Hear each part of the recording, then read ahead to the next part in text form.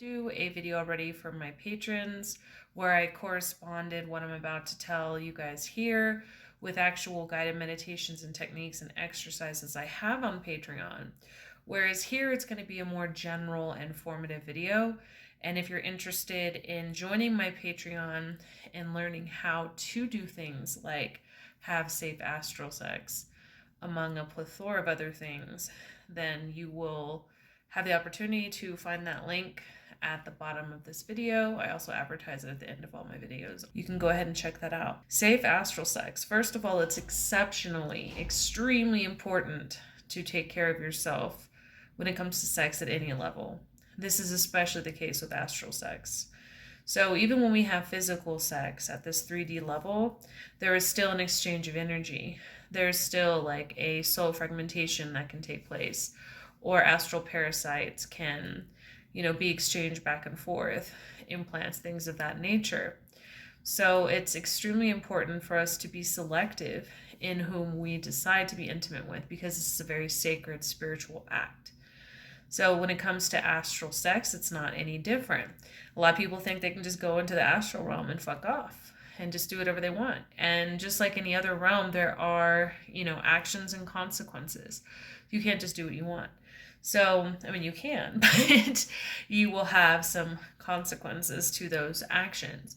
So you don't want to go into the astral just like looking for people to fuck, right?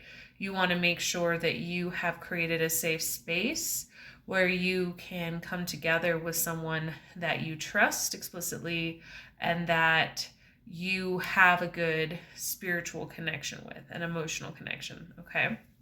So how can we do that? We can create a shamanic sanctuary or an astral sanctum.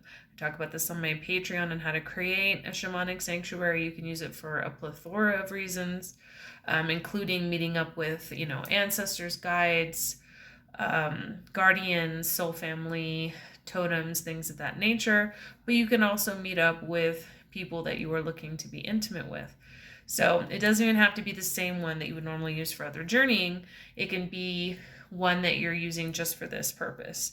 So you would construct that. You would use protections. You would set the bounds that nobody could enter that space except for that particular individual.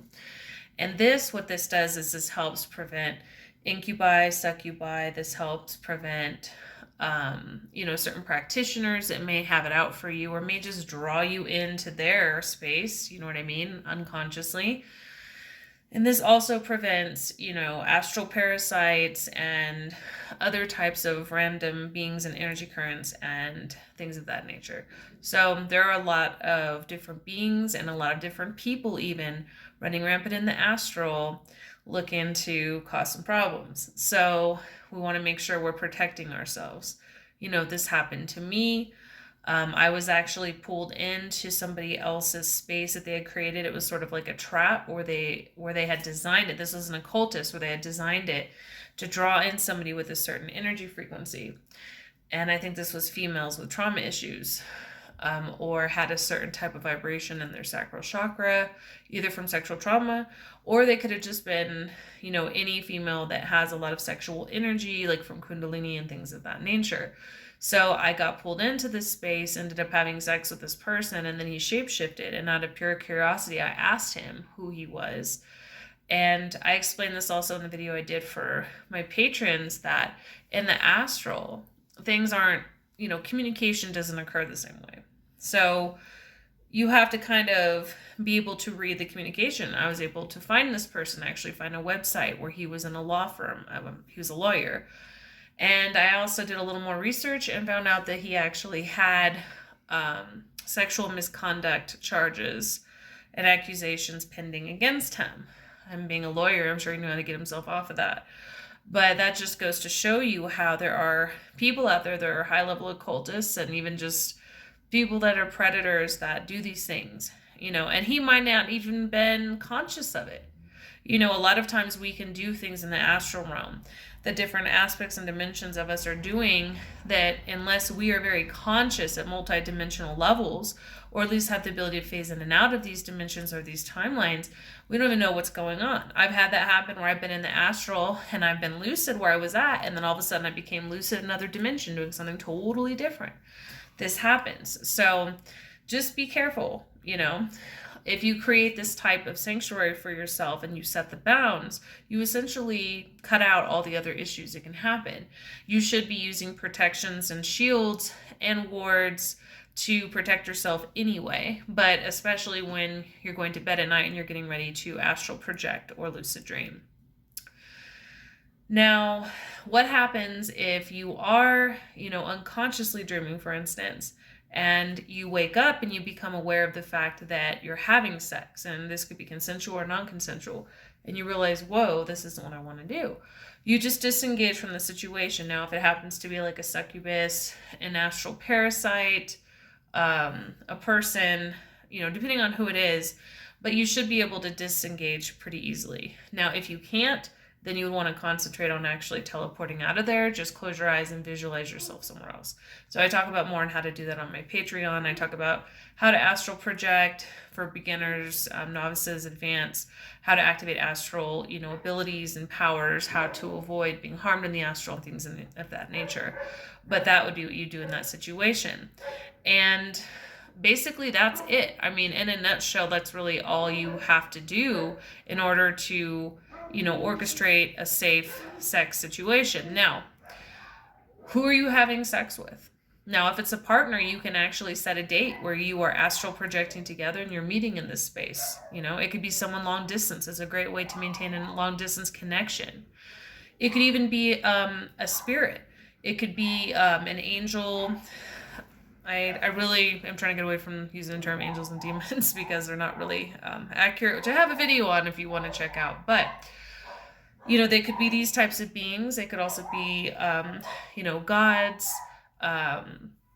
They could be all different types of beings or spirits. Just make sure that you know who they are. Make sure you know that they have your best interest in mind. Make sure you know that they're not just trying to take advantage of you, use you, or steal your energy. And the same goes for people. Any being can do that. So just be careful and make sure that if you're having astral sex, it's with somebody that you trust and that they have your best interest in mind. Make sure it's consensual. Please don't go around trying to astral rape folks, okay? Not okay. Rape at any level is not okay. So what is astral sex like?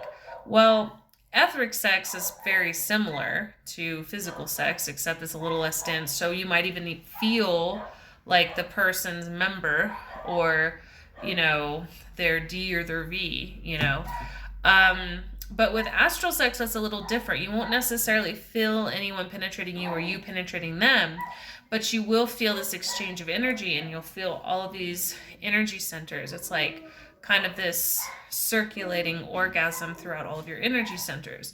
So that's essentially what happens. There really isn't a how-to manual for that. Now, folks and beings that are more adept at it, they know how to stimulate those energy centers a little better, but basically you get better at it with practice. So, there's really no safe combination. It's simply like you would have sex at this dimensional level, only you're exchanging an energy at this higher level. So the sensation is going to be a little different. It might feel kind of like a giant whole energy spectrum orgasm, for example. That's about it, guys.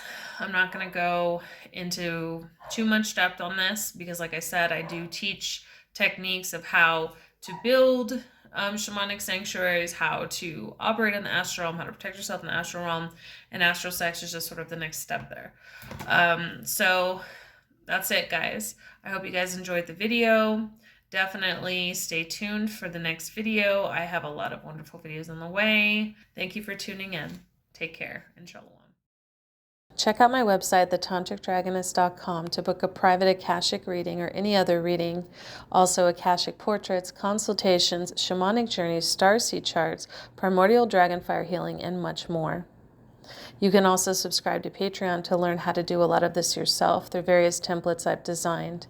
Activate Diamond Consciousness, Activate the Black Flame, Journey the Underworld, Tantric Healing and BDSM, Astral Projection and Power, Shields, Cloaks, Wards, Learning Light Language, Exclusive and Premiere Readings, Soul Fragment Retrieval, Advanced Ancestral Work, Creating Your Own Shamanic Sanctuary, and much more. Thanks for your support, and stay tuned for future videos.